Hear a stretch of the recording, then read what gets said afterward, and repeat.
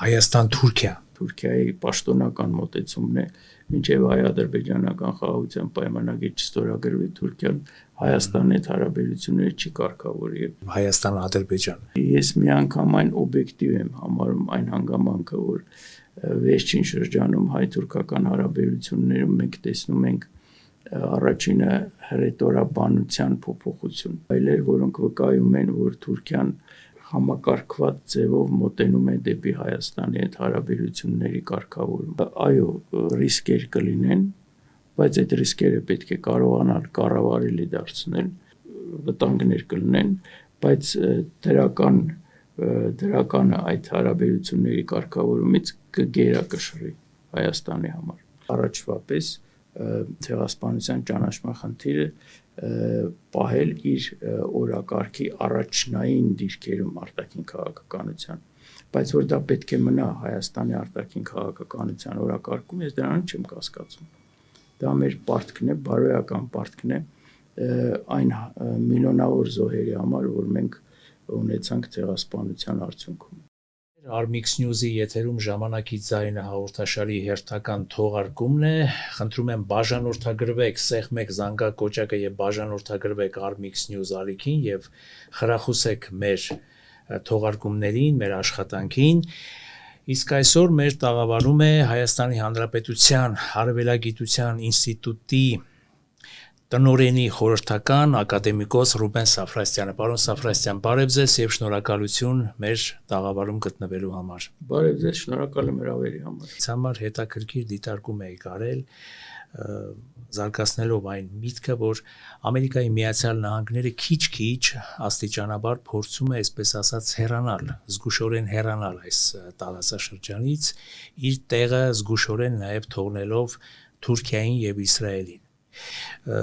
Ինչ հետևանքներ այս իրողությունը, եթե կայանա այս իրողությունը, կարող է ունենալ ընդհանուր առմամբ տարածաշրջանի համար եւ մասնավորապես մեր երկրի համար, Հայաստանի համար։ Ամերիկայի Միացյալ Նահանգները Թրամփի այս նախագահության շրջանում իհարկե հայտարարել են, որ պետք է կամաց-կամաց մերձավոր արևելքից հեռանան, բայց մենք հիմա տեսնում ենք, որ Իրանի հետ կապված այս թեժ եւ ավելի թեժացող հակամարտությունը, պատերազմը ըստ էության ամերիկացիներին թույլ չի տալիս հեռանալ, բայց որպես ռազմավարություն դա կա իհարկե եւ այս առումով հարց է առաջանում, թե ով կարող է այն վակուումը, որ կառաջանա Ամերիկայի հեռացումից հետո լրացնել։ Իհարկե, ինչպես նշեցիք, երկու ամենահավանական տեխնացուները իրենց ռազմական պոտենցիալով, եթե դատենք, դա Թուրքիան է եւ Իսրայելն է, բայց չպետք է մոռանալ, որ գոյություն ունի նաեւ Սաուդյան Արաբիան, ով իր ընդհանուր, այսպես, ազդեցությունը գնալով փորձում է ավելի ընդլայնել մերձավոր արևելքի վրա, մասնավորապես ծոցի երկրների սկսելով։ Այնպես որ ես կարծում եմ, այս իհարկե ամենաթեժ հակամարտությունը մենք ինչպես հիմա տեսնում ենք Թուրքիայի եւ Իսրայելի միջև է այդ վակումը լրացնելու համար, բայց կա նաեւ որոշ չափով Սաուդյան Արաբիայի գործոնը եւ պատահական չի, որ վերջերս Ամերիկայի Միացյալ Նահանգները միջուկային ոլորտում շատ այսպես հեռուն գնացող պայմանագիր ստորագրեցին Սաուդյան Արաբիայի հետ եւ բավական մեծ հնարավորություններ են բացում Սաուդյան Արաբիայի արչեւ ատոմային էներգիայի օգտագործման առումով, իհարկե ոչ թե զենքի։ Սա նշանակում է, որ ամերիկացիները նաեւ այսպես փորձում են Թուրքիայի եւ Իսրայելի միջև երևացող այդ հակամարտությունը, որ կա հիմա աշխարհառազմավարական բնույթի, փորձում են դա որոշ չափով այսպես մեղմել Սաուդյան Արաբիայի գործոնը ակտիվացնելով։ Հետաքրքիր այսպես զարգացումներ են աշխարհառազմավարական առումով։ Այսինքն տարածաշրջանը փոխվում է, փոխվում է, շատ է փոխվում արմատապես, հա, այո, նույնիսկ։ Այո։ Եվ իհարկե Իրանի հետ կապված էլ այդ փոփոխությունները ակնհայտ են։ Եթե Իրանը միջև վերջերս տարածաշրջանի կարևոր ուժի կենտրոններից էր, որովհետև իր ուժը ինքը կարողացել էր այսպես դուրս բերել իր տարածքներից, իր սահմաններից եւ տարածել տարածաշրջանի տարբեր երկրներում, օրինակ Իրաքում, Սիրիայում, Լիբանանում, Պաղեստինում հիմա մենք տեսնում ենք, որ այդ հնարավորությունները Իրանի պակասել են, զգալիորեն, եւ այն հարվածները, որ հասցվել են Իրանին, իհարկե դրանք նույնպես թույլատնում են Իրանը որպես գործոն մեր դավոր արևելքում, բայց Իրանը իհարկե դա այլ դեպք է, այսպես շատ պարզ չի այնտեղ, որ ինչպես կլինի, ես սովորաբար հետևյալ բնութագրումն եմ օգտագործում, որ երբ մենք խոսում ենք Իրանի մասին, որպես այսպես մի պետություն, որը դիմակայում է այդ ահավոր մեծ ճնշման Ամերիկայի Միացյալ Նահանգների եւ որոշ չափով Իսրայելի, մենք չպետք է մոռանանք, որ Իրանը դա քաղաքակրթություն է եւ այդ քաղաքակրթական խորությունը, ես այդ եզրույթն եմ սովորաբար օգտագործում, հնարավորություն է տալիս Իրանին այս ամիսների ընթացքում դեռևս դիմակայել, շատ կարևոր եւ դիտորդի համար հետաքրքիր երևույթ է սա։ Բոլոր դեպքերում իրենց այսպես ազգային միասնությունը նրանք կարողանում են պահպանել, այսինքն ունենալով քաղաքակրթական եւ պետականաշինական ավանդույթներ։ Այո, շատ խորն է ամեն ինչ։ Հինավուրց քաղաքակրթություն, հինավուրց պետականություն։ Իդեպ հավաքական արևմուտքին տվյալ դեպքում Ամերիկայի Միացյալ Նահանգներ, Իսրայել, առավելապես այդ տանդեմին կհաջողվի ծնկի բերել Իրանին, թե դուք այլ զարգացումներ եք կանխատեսում։ Շատ բարդ հարց եք տալիս, եւ այդ հարցի պատասխանը ես չունեմ։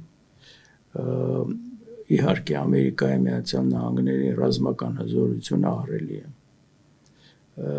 Իհարկե Իրանը չի կարող իր ռազմական պոտենցիալով դրան դիմակայել, բայց այդ քաղաքակրթական խորություն ասված երևույթը, որ մինչև հիմա հնարավորություն է տվել Իրանին դիմակայել, ես դժվարանում եմ Իրանի մասնագետ չլինելով կանխատեսել, որքանով կկարողանա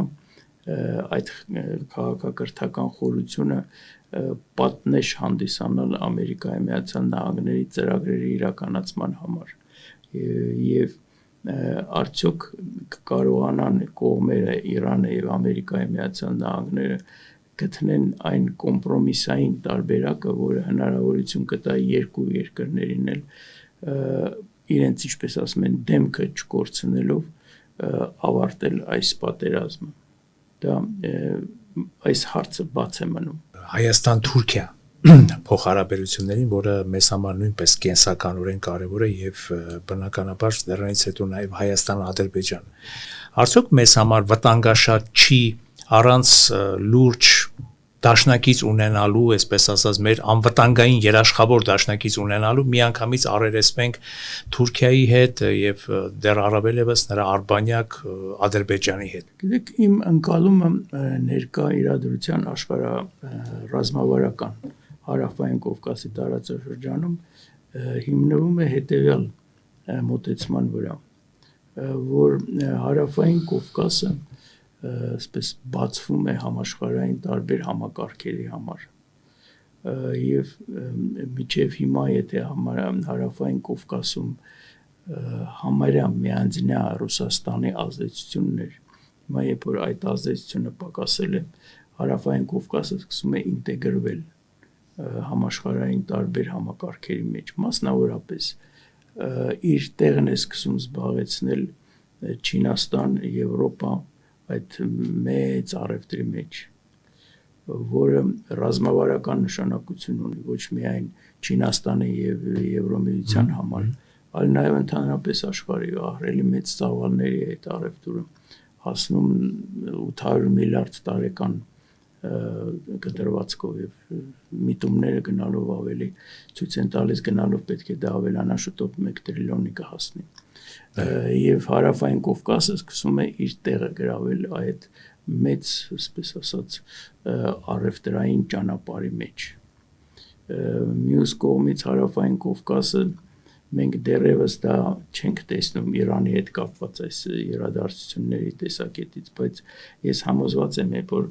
կգտնվի ինչ-որ մի լուծում Իրանի հետ։ Հարավային Կովկասը կունենա իր կարևոր նշանակությունը հյուսիս-հարավ էլի մեծ պրոյեկտների իրականացման տեսակետից, մասնավորապես Ռուսաստանը Իրանի միջոցով երկաթգծով փորձում է կապվել Պարսից ծոցի հետ, դա իր համար ունի կարևորագույն նշանակություն, որ այդպիսով ծովային ճանապարհով Պարսից ծոցից կապվի Հնդկաստանի եւ Չինաստանի հետ, եւ դա մի կողմից, մյուս կողմից Հարավային Կովկասը կարևոր դեր է սկսում ստանձնել նաեւ Ռուսաստան մերձավոր արևելք, արդեն Թուրքիայի վրայով կապի հետ կապված, այնպես որ Հարավային Կովկասը ունի մի քանի կարևոր գործառույթ այս նոր ձևավորվող աշխարհում, եւ դա նշանակում է, որ Հարավային Կովկասում գործընթացները սկսում են զարգանալ այնպիսի ճանապարհով, որ մինչև հիմա չի եղել կամ ուղղակի դեռ նոր նշмарվել է։ Եթե այս ընդհանուր մոտեցումից մենք գանք դեպի հայ-թուրքական հարաբերություններ, ես միանգամայն օբյեկտիվ եմ համարում այն հանգամանքը, որ վերջին շրջանում հայ-թուրքական հարաբերություններում մենք տեսնում ենք առաջինը հռետորաբանության փոփոխություն։ Իհարկե առաջին հերթին Թուրքիայի կողմից ավելի կոնստրուկտիվ է դարել այդ հռետորաբանությունը։ Մյուս կողմից մենք տեսնում ենք Թուրքիայի կողմից որոշակի քայլեր, ոչ սկզբունքային քայլեր, բայց քայլեր, որոնք վկայում են, որ Թուրքիան այսպես համակարգված ձևով մոտենում է դեպի Հայաստանի հետ հարաբերությունների կարգավորում։ Ես կարծում եմ, որ սա պայմանավորված է,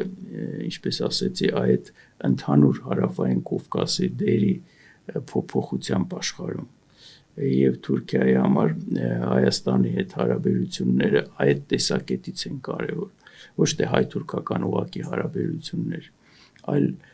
Հայաստանը որպես ճանապարհ դեպի Հարավային Կովկաս եւ Հարավային Կովկասի միջոցով կապվելու մաս կազմելու այն գործընթացներին, որոնք ես նշեցի։ Այնպես որ իսկ վտանգներ կներեք, ռիսկեր դրա մեջ, այսինքն իրենց հին թուրանական, այո, խնդրեմ, այնպես որ ես կարծում եմ, որ Թուրքիայի կողմից օբյեկտիվ է ցկտումը ամեն դեպքում որոշակի քայլեր ձեռնարկել Հայաստանի հետ հարաբերությունները կարգավորելու առումով, բայց ոչ վերջնական։ Ինչու ոչ վերջնական, որտեղ Էրդողանը բազմիցս հայտարարել է եւ դա Թուրքիայի պաշտոնական մոտեցումն է, մինչև հայ-ադրբեջանական խաղաղության պայմանագիր չստորագրվի, Թուրքիան Հայաստանի հետ հարաբերությունները չի կարգավորի եւ Թուրքիան դրանից չի հրաժարվի։ Այսինքն էս է հիմա թուրք-հայկական հարաբերությունների, այսպես ասած, ընդհանուր պատկերը։ Մյուս կողմից, եթե մենք դիտարկենք այն տարբերակը, որ մի օր դա այդ ամեն ինչ այդ բոլոր հարցերը կլուծվեն, հայ-թուրքական հարաբերությունները կնորմալանան, չեմ ասի բարի դրացիական կդառնան, բայց նորմալ հարաբերություններ կլինեն, սահմանը կսկսի նորմալ ռեժիմով գործել եւ այլն։ Արդյոք դա կարող է մեզ համար վտանգներ ներկայացնել։ Գիտեք, այդ հարցը այս մոտ 3 տասնամյակ դեռ ավել գոյություն ունի վերլուծական շրջանակներում, հասարակական շրջանակներում, Հայաստանում, Հայաստանից դուրս ես մասնակցել եմ բազմաթիվ այսպես հետազոտական խմբերի վերլուծական, չգիտեմ, քննարկումներին այդ թեմայով եւ ընդհանուր իմ մոտեցումը ձևավորվել է այդ քննարկումների արդյունքում եւ իմ մոտեցումը հետեւյալն է, որ այո, ռիսկեր կարող են լինել այն առումով, որ Թուրքիայի տնտեսությունը շատ ավելի հզոր է, քան թե Հայաստանն եւ Հայաստանի շուկան կարող է այսպես վտանգվել թուրքական ապրանքներով, բայց դա պետք է կարողանալ այդ ռիսկերը կառավարելի պահել։ Այո, ռիսկեր կլինեն, բայց այդ ռիսկերը պետք է կարողանալ կառավարելի դարձնել եւ այո վտանգներ կլինեն, բայց դրականը այդ հարաբերությունների կարգավորումից կգերակշռի Հայաստանի համար։ Ինչ վերաբերում է պանթուրքիստական այդ գաղափարախոսությանը, մենք կարող ենք արձանագրել հետևյալը, որ Թուրքիան հետևողականորեն այս տասնամյակների ընթացքում իրականացնում է քաղաքականություն, որի նպատակն է Կենտրոնական Ասիայի եւ Ադրբեջանի միջոցով ստեղծել իր համար այսպես մի հենարան իր ամբիցիաները իրականացնելու համար։ Իսկ Թուրքիայի ամբիցիաները մանավանդ Էրդողանի կառավարմանը երրորդ փուլում ավելի ուշ շրջանում շատ են մեծացել։ Թուրքիան իր օբյեկտիվ ցուցանիշներով միջին տերություն է եւ զինված ուժերով եւ տնտեսությամբ եւ այլ ցուցանիշներով, բայց ուզում է ինքը մտնել այն պետությունների շարքի մեջ, որոնք կառավարում են աշխարհը, կարելի ասել։ Եվ Էրդողանի կողմից առաջ քաշած այդ գաղափարը, որ աշխարհը ավելի մեծ է, քան թե 5-ը, չէ՞, պես քիրքեր ունի դրած։ Դա հենց այդ նրա մոտեցման արտահայտումն է, այսինքն այդ 5 պետությունները, որոնք կազմում են ՄԱԿ-ի անվտանգության խորհրդի 5 մշտական անդամները, չէ՞, որոնք ըստ էության ներազդում են աշխարհի գործընթացների վրա։ Թուրքիան արդեն ցկտում է այդ դրանց մասը կազմել, որ կարողանա ազդել աշխարհում ընթացող տարբեր գործընթացների վրա։ Եվ այս տեսակետից Թուրքիան օգտագործում է նաև պանթուրքիստական գաղափարներ, այսինքն պանթուրքիզմը Թուրքիայի համար այսպես ընդհանուր գաղափար չի, շատ պրագմատիկ նպատակին ծառայող գաղափար է։ Ես կարդացի Թուրք ազգայնական կուսակցության առաջնորդի այդ հայտարարությունը, որտեղ նա հստակորեն նշում է նույն թրիպի մասին, Թրամփի ուղու մասին, որ դա ըստ էության թուրանական միջանցք է։ Իհարկե այդպես չի։ Թուրքիայի քաղաքական գործիչները, ինչպես եւ աշխարհի բոլոր քաղաքական գործիչները, այսպես շատ դեպքերում ցանկությունները իրենց ներկայացնում են որպես իրականություն։ Չէ, իհարկե այդպես չի։ Թրիպը դա այն ծրագիրն է, որը ծառայում է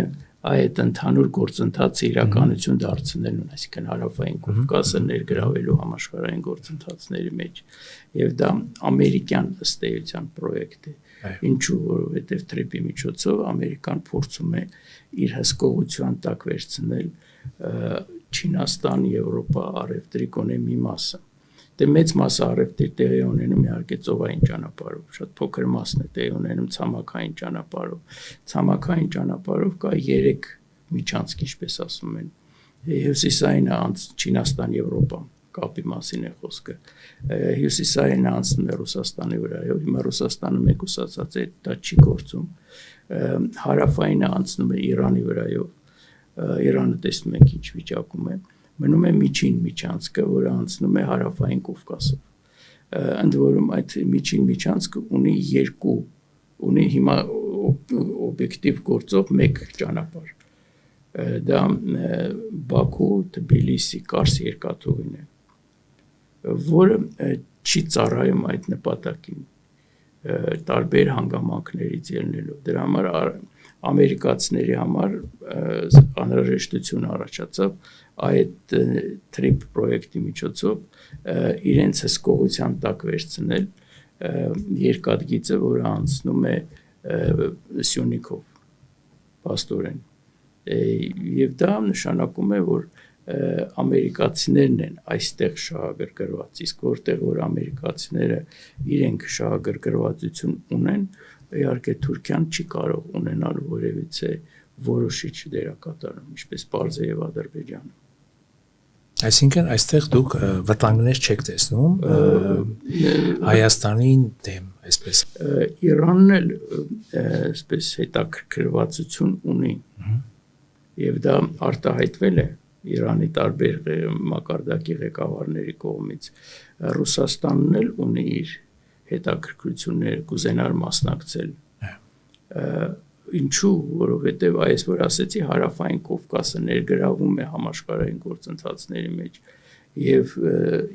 Իրանը եւ Ռուսաստանը իրենք են ուզում այդ գործընթացների մեջ իրենց տեղ ունենալ եւ թրիպի միջոցով իհարկե դա թրիպը որոշիչ չի, բայց ելի մի հնարավորություն է երկուսի համար այդ գործընթացներում մաս կազմել։ Այնպես որ եթե այդ ամեն ինչը տեղի ունենա կառավարելիության մակարդակով եւ Հայաստանի ինքնիշխան իրավունքը տարածքի վրա պահպանվի, ես կարծում եմ դա Հայաստանին օգուտ կբերի։ Եվ եթե այսպես ասած միաբևեր չէ, այսպես թելադրանք, ասենք, եթե լիներ այդ իդեալական տարբերակը, այսինքն դրա թրիպի այսպես մասնակից բևերները լինեին թե Ռուսաստանը, թե Իրանը, թե Ամերիկայի Միացյալ Նահանգները, թե Եվրամիությունը, թե Չինաստանը, թե Հնդկաստանը, դա երևի թե ինչ-որ բալանս կապահովեր, չէ՞, այսպես քաղաքական, դա իդեալական տարբերակ։ Բայց արդյոք կլինի այդ իդեալական տարբերակը, թե ոչինչ իդեալական տարբերակներ չեն լինում եւ մենք հաճախ կանգնում ենք որոշակի փաստերի առջեւ։ Այո, բայց այդ փաստերներ պետք է կարողանալ կառավարելի եւ նաեւ հաշվարկել, չէ՞, հաշվարկել, որ հնարավոր է։ Կարևոր հարց է փաստել, այո, հաշվարկելիությունը շատ կարևոր է։ Պրակտիկ աշխատանք եւ տեսական աշխատանք, այսինքն գնահատել ճիշտ տվյալ պահին շահերը, տարբեր երկրների ուժերը ուղղվածությունը նրանց քաղաքականության, որտեղ քաղաքականությունը այնպիսի երևույթ է, որ փոփոխական է շատ, ասենք այն ինչ որ մի տարի առաջ իրական էր թվում, մի տարի հետո դա կարող է լինել ոչ իրական, այլ լրիվ նոր իրողություն ստեղծվի։ Դա համար պետք է դա փորձել հասկանալ, միտումները բացահայտել։ Մյուս աշխարհքաղաքական բևերների հետ այսպես հայկական քաղաքական վերնախավի փորձարկումները հարաբերություններ հաստատելու կամ կարգավորելու չեն վնասի արդյոք ըստ շատ կանխատեսողների մեզ համար կենսականորեն կարևոր հայ-ռուսական հարաբերությունների։ Շատ կարևոր հարց եք բարձրացնում։ Ես կփորձեմ այսպես ռեալիստական դպրոցի միջազգային հարաբերությունների վերլուծության տեսակետից մոտենամ։ Մենք ինչ ունենք հիմա։ Ունենք ռուսական ռազմաբազա Հայաստանում, որ Հայաստանը երբևիցե խոսք չի եղել, որ դրա դեմ է։ Հարց չի բարձրացրել։ Մենք ունենք հետևյալ փաստը, ռուսական սահմանապահները գտնվում են Հայաստանի եւ Իրանի սահմանի վրա։ Հայ սահմանապահների հետ պաշտպանում են Հայաստանի սահմանները։ Այդպիսի հարցադրում Հայաստանի չի եղել։ Այսինքն տեսեք այն ինչ որ կապված է ռազմական ոլորտի հետ երկու երկրների հարաբերություններում կոնկրետ այդ խնդիրների հետ կապված փոփոխության նշաններ մենք չունենք։ Բայց արդեն հնչում են կոչեր առանձին քաղաքական շրջանակներից, որ պիտի օր առաջ հեռանա այդ ռազմաբազան եւ առհասարակ մենք պիտի ազատվենք ռուսական ներկայացվածություններից։ Ճիշտ է, նրանք ասում գոյություն ունեն այնքան ժամանակ, ինչքան այդ բազան կա։ Դեպքում ես կասեի հետեւյալը, որ ռազմաբազան Հայաստանի համար ունի նշանակություն եւ դրա համար Հայաստանը այդ հարցը չի բարձրացնում ռազմաբազայի դուրս հանելու։ Եվ դա Ռուսաստանի համար կարևոր է, որովհետև ռազմաբազան իհարկե մենք գիտենք, որ առանձնապես մեծ չի, մեծ զորություն չունի, բայց մերձավոր արևելքի հետ կապված մանավանդ հաշվի առնելով, որ Սիրիայում ռուսական ռազմաբազաները ըստ էության այն երկուսը որ կային, նրանք այսպես համարյա չեն գործում, դա ունի Ռուսաստանի համար կարևոր նշանակություն։ Եվ ես կարծում եմ, որ սա այն խնդիրն է, որը Հայաստանին եւ Ռուսաստանին դարձնում է դաշնակիցներ իրական, ոչ միայն պայմանագրերով որ կան, որ իսկապես դաշնակիցներ են, այլ նաեւ ռազմական առումով։ Սա կարևոր է։ Այսինքն դրանով հանդերձ կարելի ասել, որ անկախ նրանից, թե ինչպես շատերն են ասում, որ Հայաստանում կա որոշակի հակառուսականություն, արտահայտված մեդիա դաշտում եւ այլ, այսպես ասած, քաղաքական դրսևորումներում, քաղաքական հարթակներում, ամեն դեպքում դեռևս կարմիր գծերը հատված չեն, այսինքն բացասական իմաստով կարմիր գծերը հատված չեն, դերևս անշրջելիության ինչ որ գից հետ հատված չի։ Անվտանգության խորհրդի քարտուղարը մի առիթով ասեց, որ մենք հանուն մեր անվտանգության պիտի հրաժարվենք որոշակի նարատիվներից։ Այսինքն ցեղասպանության հետ կապված, ընդհանրապես ազգային սիմվոլների հետ կապված, ինչ է կարծում, դրա մեջ դուք որոշակի վտանգներ չեք տեսնում։ Տեսեք, ես կարող եմ որպես գիտնական այդ հարցերին անդրադառնալ, որը եւ իմ գիտական գործունեության մի զգալի մասը կապված է հայոց ցեղասպանության ուսումնասիրությամբ։ Այո։ Կապ վերջերս էլ 2 տարի առաջ Մոսկվայում հրատարակվեց իմ ուսումնասիրությունը Օսմանյան կայսրություն ցեղասպանության ծրագրերը։ Եվ այս առումով ես ճնշում չեմ տեսնում։ Այսինքն գիտական հետազոտությունների բնագավառում ճնշում չկա։ Ինչ վերաբերում է քաղաքական խոսույթին, սա արդեն քաղաքական գործիչների խնդիրն է։ Հասկանում եք, ինչպես ասեցի, քաղաքականությունը փոփոխական է։ Կարող է, օրինակ, ցեղասպանության ճանաչման խնդիրը, որը տասնամյակներ շարունակ եղել է Հայաստանի արտաքին քաղաքականության օրակարգի առաջնային խնդիրներից մեկը։ Հիմա մենք հասկանում ենք, որ Հայաստանի համար շատ ավելի կարևոր էկզիստենցիալ խնդիրներ կան, որ պետք է Հայաստանը լուծի Ադրբեջանի հետ կապված մասնավորապես։ Եվ այս պայմաններում ակնհայտ է, որ Հայաստանը չի կարող առաջվա պես ցեղասպանության ճանաչման խնդիրը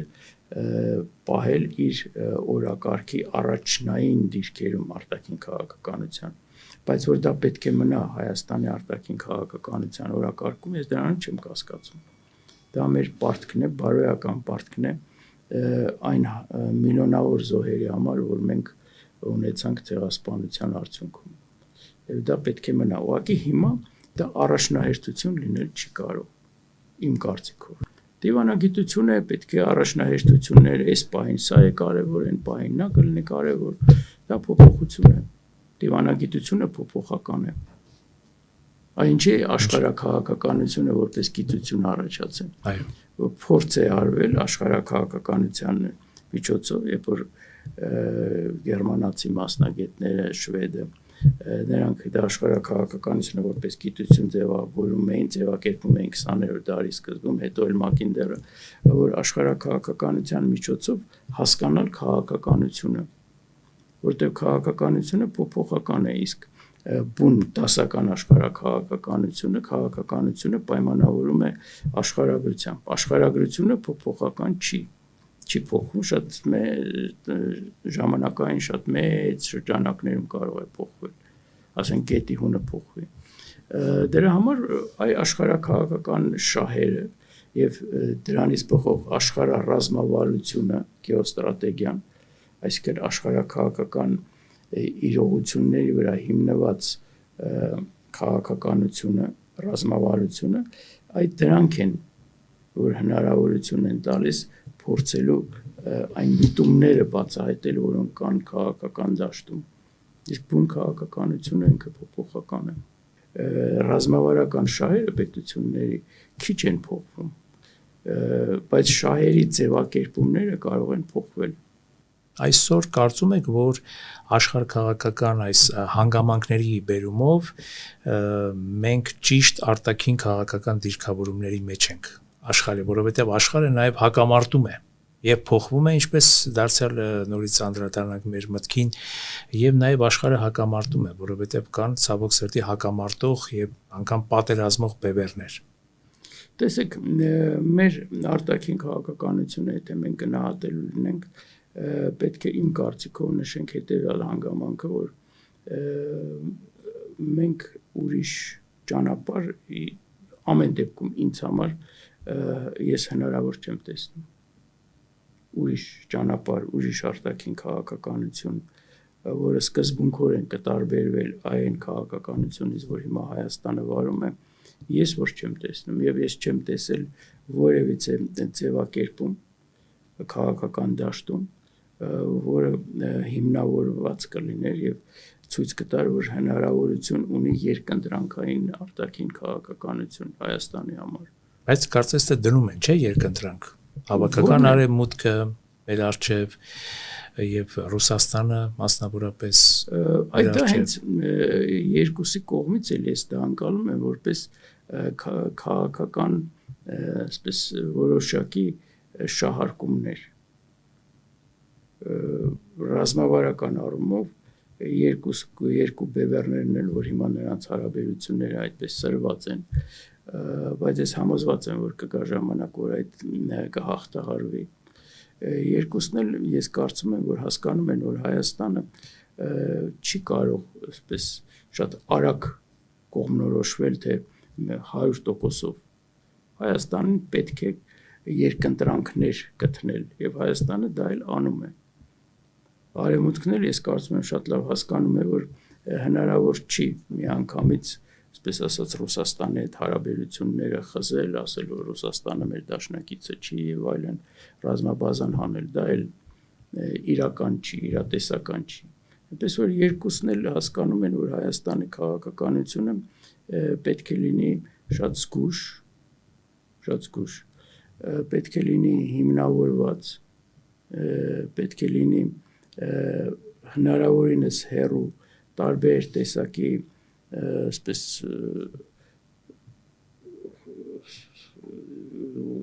ճիշտ ձևակերպում գտնեմ այսինքն իրատեսական եք համարում բալանսավորումը, բայց նախապատրաստություններից հեռու, ինչպես դա եղավ օրինակ Վրաստանի հետ։ Եվ հիմա որ Սաակաշվիլին վրացական բանտում է գտնվում, իհարկե դա շատ վատ բան է, բայց սիմվոլիկ է այն ինչ որ տեղի ունեցավ Վրաստանում։ Եվ ես կարծում եմ, որ Հայաստանը պետք է այդ ճանապարհով գնա, փորձի խուսափել բոլոր տեսակի այն վտանգներից, որոնք շատ են եւ իրական են վտանգները, բայց պետք է խուսափել։ Այսինքն հնարավոր համարում եք հավասարակշռված, հա, եւ հավասարակշռման քաղաքականություն այն իմաստով։ Դա ձևակերպում է։ Դա ձևակերպում է բառային, այսպես ասած, ձևակերպում է, իրականում պետք է շատ զգուշ քաղաքականություն վարել, շատ ճկուն քաղաքականություն, պետք է հաշվի առնել տարբեր ուժի կենտրոնների շահերը, պետք է այնպիսի քաղաքականություն վարել, որ բախման մեջ մենք չմտնենք այդ շահերի հետ, կարողանալ համադրել այդ շահերը։ Բարդ քաղաքականություն է, բայց հենց ժամանակներն էլ պարզ չեն էլի, բարդ ժամանակներում ենք ապրում։ Պարոն Սաֆրասյան, ամեն դեպքում ինչքան էլ այսօր խոսում են հայ-թուրքական հարաբերությունների, այսպես իրատեսական կարգավորման մասին, որ Թուրքիան այլևս ոմանք կարող են ասել, այն Թուրքիան չի, կառուցողական է տրամադրված, փորձում է կարգավորվել, զսպողներ ունի, բայց չէ գտնում, որ ամեն դեպքում պանթուրքիստական գաղափարախոսություն կա, եւ այդ գաղափարախոսությունը նաեւ ուղղված է Հայաստանի եւ հայ ժողովրդի դեմ։ Պանթուրքիստական գաղափարախոսություն կա Թուրքիայում, կա պանթուրքիստական կուսակցություն, որը մաս է կազմում կառավարող կոալիցիայի, կան նաև այլ կուսակցություններ այդ ուղղվածությամբ։ Պանթուրքիզմը հիմա ոչ միայն գաղափարախոսություն է Թուրքիայում, այլ նաև շատ պրակտիկ քաղաքականություն է, որ ինչպես ես ասեցի, Թուրքիան ձգտում է ստեղծելով թուրքական պետությունների կազմակերպությունը, որի մեջ ընդգրկվել են կենտրոնական ասիական թուրքալեզու պետությունները եւ Ադրբեջանը, օգտագործել դա իր դերն ու տեղը աշխարհում բարձրացնելու համար, որտեղ ցույց տա աշխարհին տեսեք կա մի կազմակերպություն, որտեղ ես առաջնային դեր ունեմ, եւ դա իմ այսպես դերը աշխարհում պետք է ավելի հեղինակավոր դարձնի։ Սա Թուրքիայի նպատակն է, հեռահար։ Մենք տեսնում ենք, որ թուրքական պետությունների կազմակերպությունը փորձում է դեռևս այսպես պահպանել մշակութային ավելի շատ ուղղվածությունը։ Տեսնում ենք, որ մյուս կողմից միտումներ կան, որ փորձ է արվում թուրքականությունը դարձնել այդ կազմակերպության գործնեության գաղափարական հիմքը, օրինակ առաջարկվում է նոր այբուբեն թուրքական այդ կազմակերպության անդամ երկրների համար,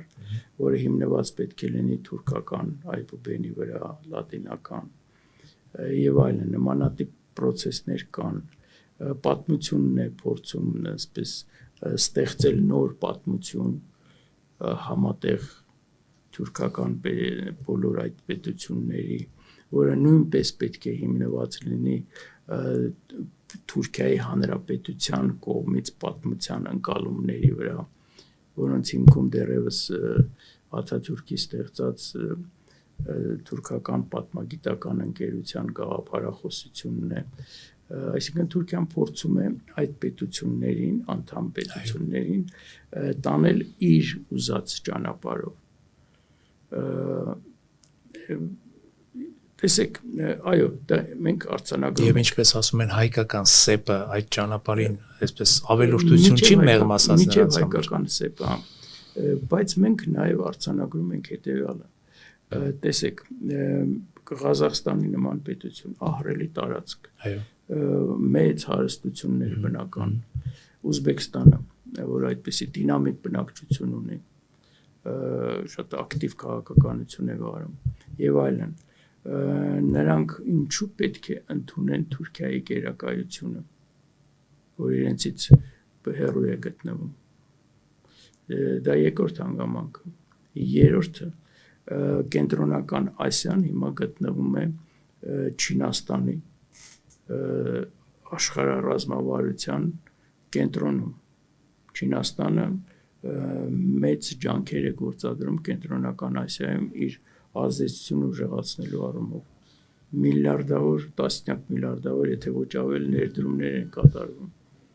Վերջերս էլ համապատասխան Ղազախստանի հետ ստորագրեցին։ Ամերիկայի Միացյալ Նահանգները մեծապես շահագրգռված են կենտրոնական Ասիայում։ Ռուսաստանը դեռևս պահպանում է իր ազդեցությունը որոշ չափով կենտրոնական Ասիայում։ Եվ այս պայմաններում, որ Թուրքիան կարողանա կենտրոնական ասիական երկրներին մտցնել իր քաղաքականության ուղեծիր, ես կարծում եմ, սա իրատեսական չի։ Սա իրատեսական չի։ Այսինքն խոչընդոտները գտնում եք, որ շատ են, այսինքն չի կարող լայն իմաստով, ամբողջական իմաստով գոնե իրականացնել այդ պանթուրքիստական խորքային ծրագիրը։ Այդպես ճիշտ եմ ձեզ հասկանում։ Այո, այն ինչ որ երազել են դեռևս 20-րդ դարի սկզբից պանթուրքիզմի գաղափարախոսները, չի կարող այս աշխարհում դա լինել, որտեղ Թուրքիան ինքը չունի այդ հնարավորությունները։ Լավատես դարձրեցիք այդ առումով ինձ, պարոն Սաֆրասյան, աստորեն։ Իհարկե, Թուրքիան կփորձի այս երկաթգիծը օգտագործել Ադրբեջանի հետ իր կապը սերտացնելու համար եւ այլն, պարզ է սա, բայց դա պետք է տեղի ունենա առաջինը Հայաստանի ինքնիշխան տարածքի վրայով, եւ Հայաստանը պետք է հնարավորություն ունենա, հույս ունեմ այդպես է կլինի, հսկողություն ունենալու, թե ինչ ապրանքներ են գնում գալի, եւ դա ամերիկացիները պետք է դա գործարկեն, Ամերիկայի գործոնը, իսկ ամերիկացիները իրենք այսպես պանթուրքիզմի գաղափարախոսության կողմնակից չեն, ակնհայտ է դա։ Բայց չի վախեցնում այն հանգամանքը, որ այո, ակնհայտ իհարկե չեն հանդես գալիս, ամենայն դեպս չեն հայտարարում, որ մենք կիսում ենք պանթուրքիստական գաղափարախոսությունը, բայց ամեն դեպքում Թուրքիան Ամերիկայի Միացյալ Նահանգների մերձավորագույն դաշնակիցն է, ՆԱՏՕ-ի անդամ։ Այո, չէ գտնում, որ նա կարող է այսպես միշտ նախապատվությունը նույնիսկ հայ-թուրքական հարաբերություններում ի վնաս Հայաստանի տալ այդ նախապատվությունը ի օգուտ Թուրքիայի։ Տեսեք, մենք տարբեր հարթություններից վրա ենք գտնվում։ Մենք հիմա խոսում ենք պանթուրքիզմի մասին։ Դուք անցաք հայ-թուրքական հարաբերություններին։ Պանթուրքիզմի առումով Ամերիկան ոչ մի շահագրգռվածություն չունի, որ Թուրքիան պանթուրքիզմ օգտագործի, եթե նույնիսկ փորձեն օգտագործեն, այնպես ինչպես իրենք երազում են։ Այդ մեկ հայ-թուրքական հարաբերությունները Ամերիկայի համար, Ամերիկայի Միացյալ Նահանգների համար ունեն կարևորագույն նշանակություն։ Կարևորագույնը ես ասեցի մի քիչ այսպես իհարկե սխալ օգտագործել կարևոր նշանակ կարևորագույն չէ։ Եվ մենք տեսնում ենք, որ եւ կարող ենք արձանագրել, որ 91 թվականի 92 թվականից սկսած 1992 թվականից սկսած երբ տեղի ունեցավ այն ժամանակվա պետքարտուղար Բեյքերի այցը Հայաստան, ամերիկացիները հենց դա այսպես անընդհատ այս խնդիրը պահել են իրենց ուշադրության կենտրոնում, այսինքն հայ-թուրքական հարաբերությունների կարգավորումը իրենց համար եղել է կարևոր եւ այդ ուղղությամբ ամերիկացիները որոշակի ջանքեր են գործադրել եւ երբ որ հիշում եք հայ-թուրքական հաշտեցման հանձնաժողով, այո, հիշում եմ։ Ամերիկյան նախաձեռնություններ հետո երբ որ տեղի ունեցավ սկսեց ֆուտբոլային դիվանագիտությունը որը սկիզբ առավ ըստ էության Շվեյցարիայում մոտ կես տարի տեղի են ունեցել բանակցություններ Հայաստանի եւ Թուրքիայի ներկայացուցիչների միջեւ եւ դա եղել է ամերիկացիների միջնորդությամբ Այսինքն անընդհատ նրանք փորձել են հայ-թուրքական հարաբերությունները կարգավորել եւ այս առումով իհարկե նրանք կողմ են հայ-թուրքական հարաբերությունների կարգավորմանը Բայց ձեր կարծիքով ոչ ի հաշիվ այսպես պանթուրքիստական գաղափարների խրախուսում Այ շատ ճիշտ է մենք պանթուրքիզմը արդեն դες այդ հասկացանք որ Ամերիկայի համար բացարձակ ոչ մի նշանակություն չունի թակարակ կարող է իրեն խանգարել իր ծրագրերը իրականացնելու համար կենտրոնական Ասիայում Գիտեք, կենտրոնական Ասիայի երկրների համար էլ սա էլ ասենք, ինչի նրանք պետք է շահագրգռված լինեն Թուրքիայի հետ իրենց հարաբերությունները խորացնելու, շատ խորացնելու, որոշ կան իհարկե որոշ հարաբերություններ, ի հաշիվ Ամերիկայի կամ Չինաստանի հետ հարաբերությունների խորացումը։ Թուրքիան չի կարող նրանց առաջարկել այն ինչ որ կարող են առաջարկել Ամերիկայի Միացյալ Նահանգները եւ Չինաստանը։ Այսինքն այս հանգամանքն էլ պետք է հաշվի առնել։ Դարձյալ գալիս ենք այն այսպես թեզին ձեզ հետ միասին, չէ, որ աշխարհը շատ բազմաբնույթ է եւ այսպես շատ նրբերանգներ կան, բայց ամեն դեպքում պիտի կարողանանք ունենալ անհրաժեշտ քաղաքական միտք, մտածողություն եւ դիվանագիտական ճկունություն, որպեսզի կարողանանք այս բարդ աշխարհում մեր ազգային շահերը պաշտպանել։ Եվ ես կավելացնեի նաև իրատեսություն։ Իրատեսություն անշուշտ համաձայն եմ ձեզ։ Շնորհակալություն պարոն Սաֆրասյան հրավերը ընդունելու համար։ Կարծում եմ հետագայում կրկին կհանդիպենք եւ կքննարկենք ձեզ հետ միասին շատ կարեւոր քաղաքական եւ աշխարհքաղաքական հարցեր։ Armix News YouTube-յան ալիքի եթերում ժամանակի ձայնը հաղորդաշարի հերթական թողարկումն էր, մեր տաղավարում էր Հայաստանի Հանրապետության Արևելագիտության ինստիտուտի տնօրենի խորհրդական ակադեմիկոս Ռուբեն Սաֆրասյանը, սիրելի բարեկամներ, սեղմեք զանգակոճակը, բաժանորդագրվեք Armix News YouTube-յան ալիքին եւ շարունակեք հետեւել մեր թողարկումներին։ Շնորհակալ եմ ձեզնից, այսօր այսքանը, կհանդիպենք։